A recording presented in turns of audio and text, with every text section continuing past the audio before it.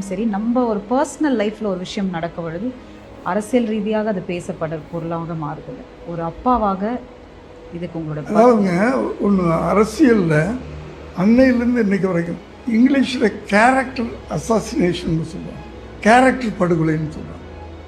கத்தி வச்சு ரத்தம் சிந்தி அப்படிலாம் கொலை பண்ணுறது. அந்த கேரக்டரே கேரக்டர்னால் அந்த குணாதிசயங்களே கொலை பண்ணுறது.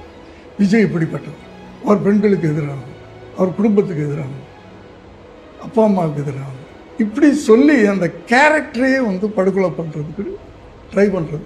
அது அவங்களுக்கு கைவந்த கலை. அதுதான் இந்த பர்சனல் அட்டாக்.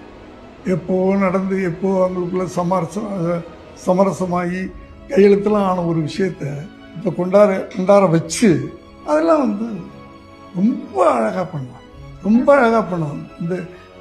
அதாவது அந்த